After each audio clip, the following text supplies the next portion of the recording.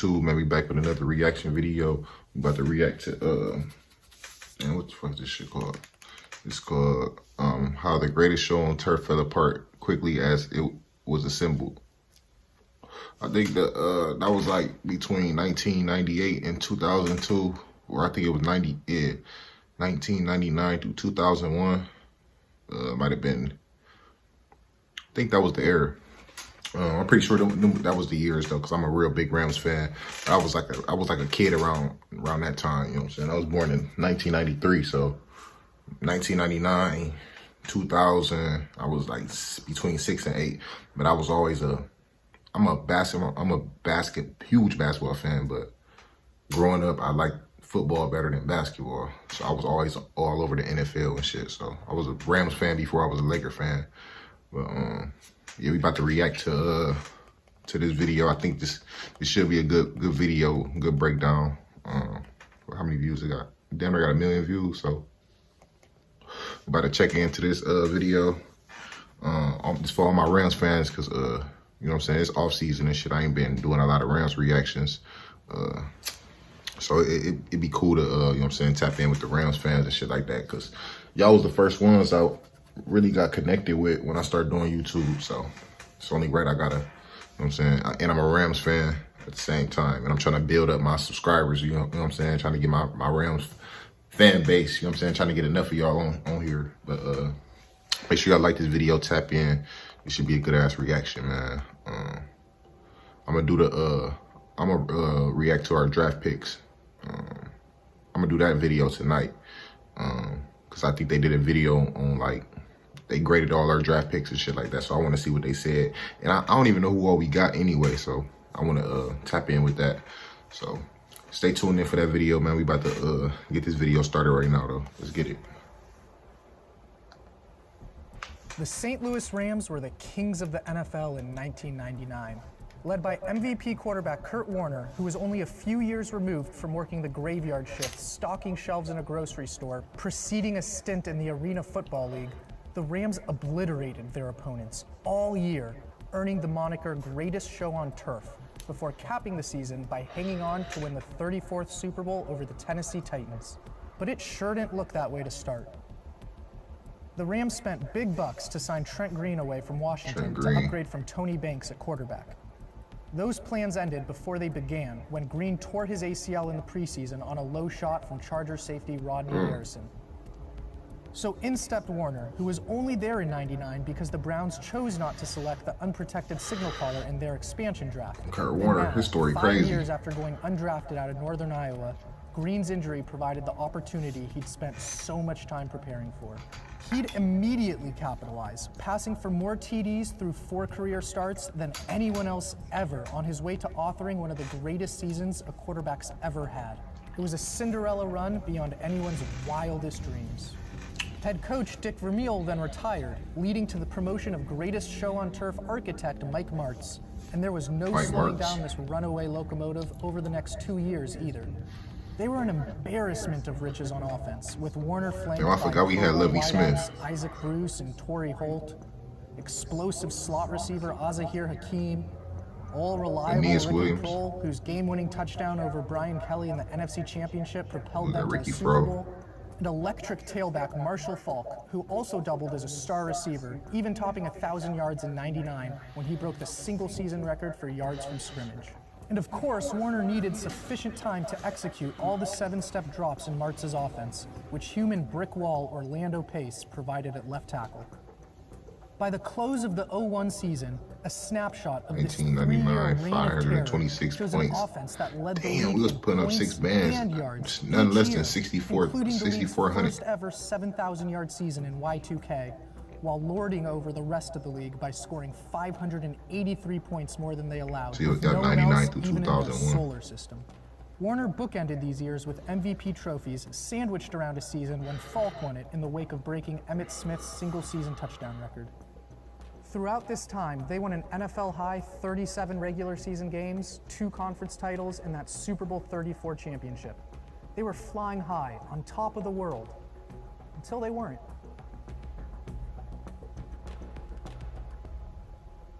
After advancing to Super Bowl 36, where the Rams were down a touchdown with just a minute and change left, Warner connected with Prohl for a game-tying touchdown. But then Tom Brady did what Tom Brady does.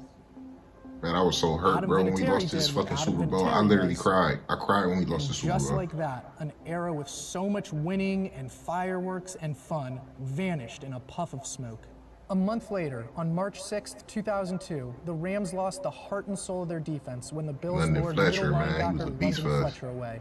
And St. Louis missed him. Coordinator Lovie Smith's unit, playing with him on Madden and shit. In 2001, slipped down to the middle of the pack in 2002. On the offensive side, Oz Hakeem left for a lucrative deal and the opportunity to start in Detroit, while I remember he went to Detroit, lost to the Lions. his mojo as his magical carpet ride from undrafted fourth stringer to grocery store restocker to Super Bowl and league MVP came to an abrupt end. The Rams lost each of the first 3 games in 2002, with the reigning MVP throwing just 1 touchdown against 7 picks, heading into a Week 4 game against the Cowboys that would turn out to be his final Rams start in St. Louis. Warner broke his right pinky from a hit on just his second pass of the game, which knocked him out of action for nearly 2 months. Jamie Martin started the next week in San Francisco and bruised his knee in a loss that dropped him to 0-5. So in stepped Mark Bulger the next week for his first career game action, and he'd go on to start and win the next 5 games, evening up their record at 5-5.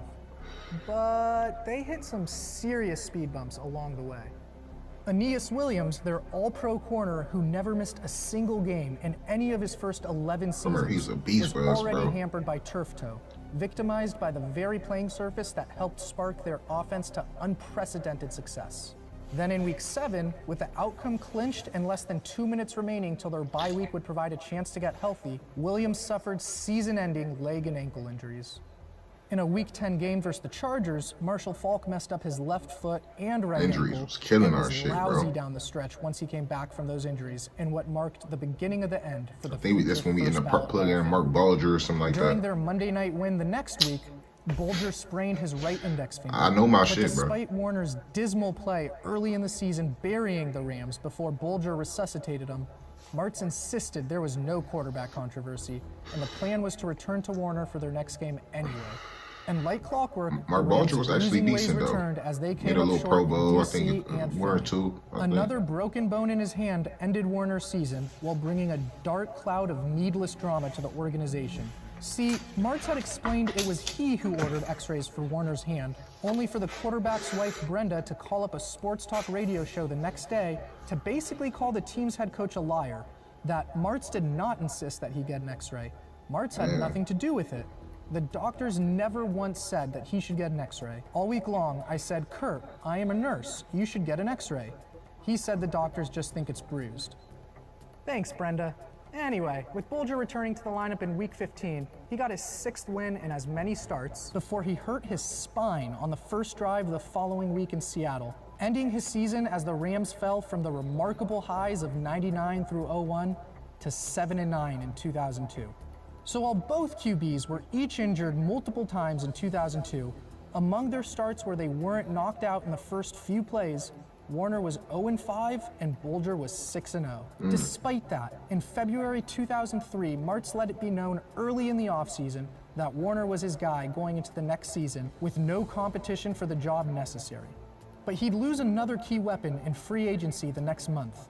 Postseason hero Ricky Prohl, who came up clutch time and time again, go to the Panthers. signed with the Panthers. Yep, In their opener, I on knew just he the went to the second Panthers. time that season Warner dropped back to pass, he was clobbered by Giants defensive end Michael Strahan with a hit that jarred the ball loose and left Warner concussed. He'd go on to play the entire game, with the 2-time MVP unable to hold on to a football, fumbling another 5 times, and was even confused when Martz called plays, leading to an overnight hospitalization.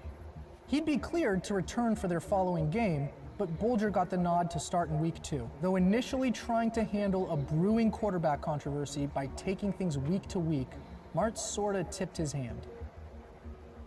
After Bulger and the Rams beat the Cardinals in his 3rd start of the season, Brenda Warner again took to the radio, this time to publicly inform the world that her husband wanted to play, and if that wasn't in the cards in St. Louis, he'd welcome a trade elsewhere. Those remarks led to Kurt's admission that he was starting to imagine moving on from the Rams a little more every day. But the wins kept coming under Bulger, who still had the league's top wide receiver duo to throw to.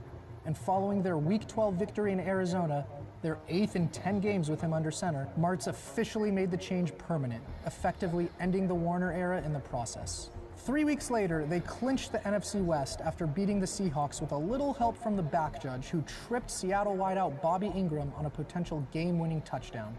But in their first playoff game, Mark Bulger threw not one, but 2 hideous fourth-quarter interceptions, then added a third in OT, before this Steve Smith walk-off touchdown on the first play of the 6th quarter ended the Rams' 14-game home-winning streak and their season. 4 days later, Lovie Smith, who orchestrated a monstrous defensive turnaround immediately upon his arrival, left to take the head coaching job in Chicago.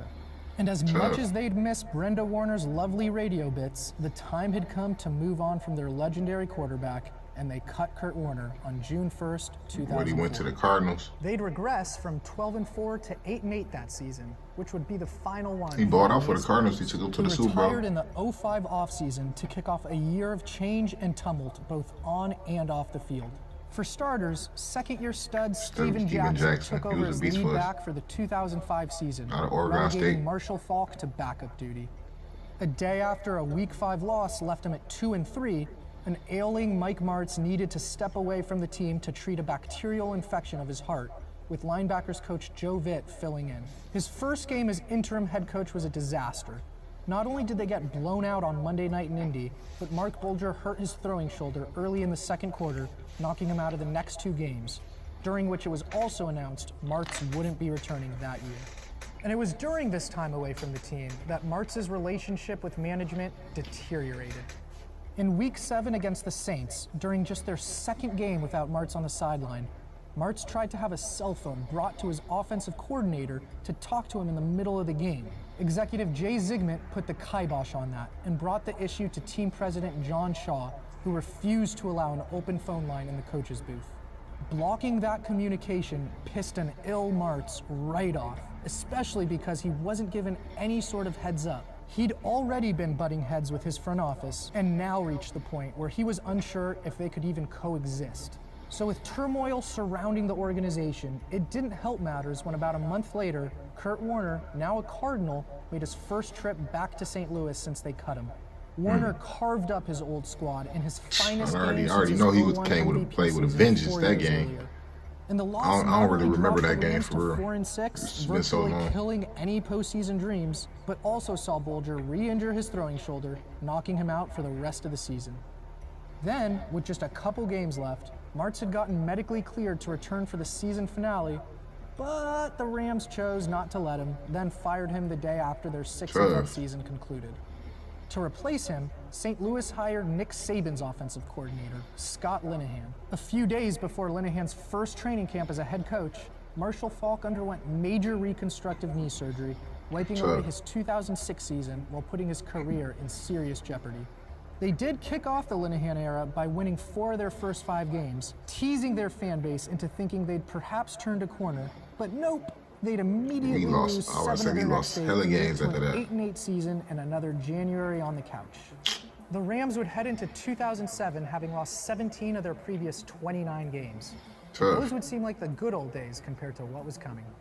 First, in late March, Faulk's career did indeed succumb to his knee problems, and the Hall of Fame back officially retired. Marshall. Then in the next month's draft, picking 13th overall, the Rams chose Nebraska defensive lineman Adam Carricker, who played 2 years in St. Louis, missed a third with a shoulder injury, then was shipped to Washington for a couple late-round pick swaps. The very next selection was Darrelle Revis, who quickly became the top cornerback in the game and the best player on a squad that reached multiple AFC championship games. Oops. When the 07 season rolled around, the wheels totally came off. They got horrific quarterback play from Bulger and Gus Frerotte, and they finished a 3-13 season a couple weeks before team owner Georgia Frontieri passed away in January 2008. The next month, they said goodbye to their aging Isaac Bruce, who in his time with the Rams had become the 3rd leading receiver of all time. With Bulger coming off a pitiful season and quarterback a glaring need heading into the 2008 draft, they opted to again go D-line, using their second overall pick on Chris Long. The Long Chris would go Long. I was on about to to have say a Jake nice Long. career. It was Chris Future Long. MVP quarterback Matt Ryan was taken with the very next pick. They'd get blown out each of the first 4 games of the 08 Damn, we season, getting our shit at which pounded. point they fired Linehan and promoted D coordinator Jim Haslett, which was simply rearranging deck chairs on the Titanic amid a 2-14 season. Steve Spagnuolo was the lucky winner who got to try and clean up the rotten sewage that the organization had descended to. And for those who thought surely it was impossible to sink to even lower depths, the 09 Rams inspired folks everywhere by proving nothing is impossible.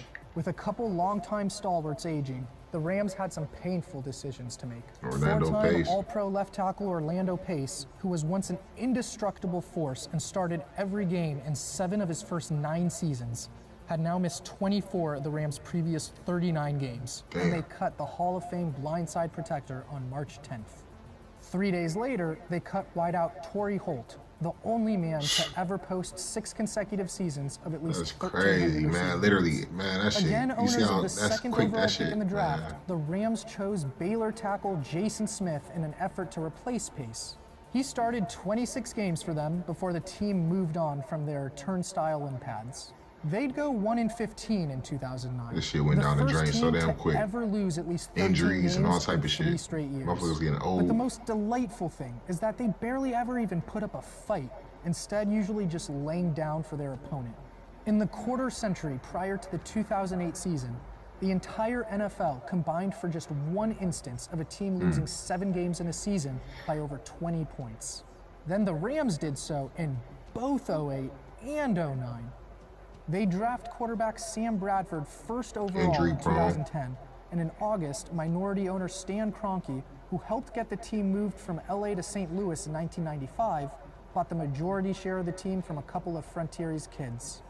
The Rams sort of rebounded with a 7-9 season behind their Rookie of the Year he did quarterback, decent. but that was their apex under Spagnuolo, and topping out at 7 wins is just not acceptable football for the Rams. So they went out and hired Jeff Fisher. He'd get Terrible. one healthy season with Bradford before his Terrible. quarterback's ACL started hated that exploding coaching anytime pick. someone looked at him wrong, which doomed any chance of He was success. still trying to for play him. 90s football Following when it was the end of Fisher's 4th 2010 season in and St. shit. Louis and a dozen straight seasons failing to post a winning record, Kroenke pushed Command Z on the move 21 years earlier, and on January 12th, 2016, the Rams said goodbye to St. Louis LA. and returned to the City of Angels.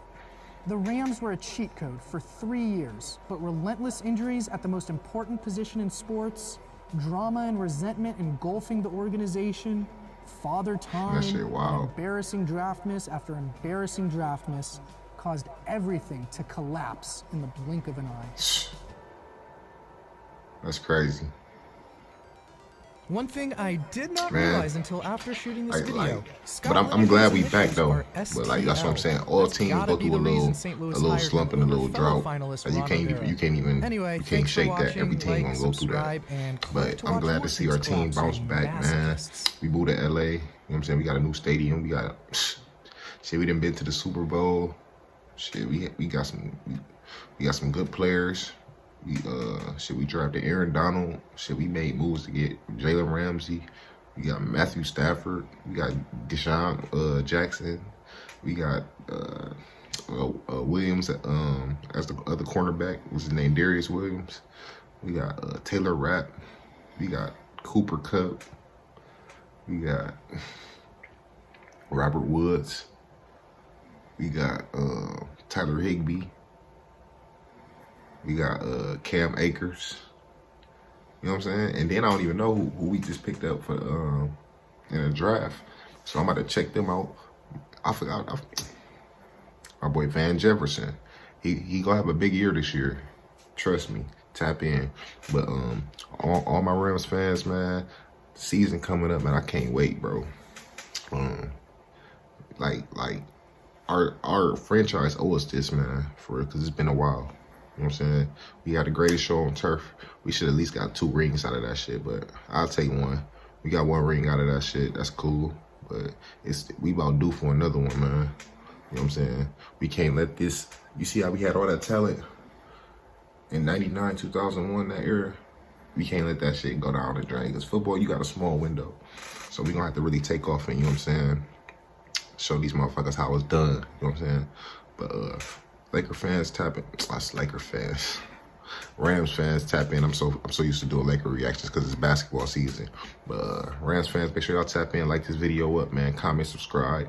If you want me to react to one of your favorite Rams games, Rams players, let me know, man. Because I'm trying to build up my Rams fan base slowly but surely before the season starts. You know what I'm saying? Because I had just started probably like when I first started doing YouTube. I started off doing football. And Rams fans was tapping in, bro. You know what I'm saying? So I really appreciate y'all, bro. So this year, this gonna be a big year for us, man. So I'm gonna need y'all to tap in, need y'all to subscribe, like, comment, tap in, and y'all stay safe and we out. Great.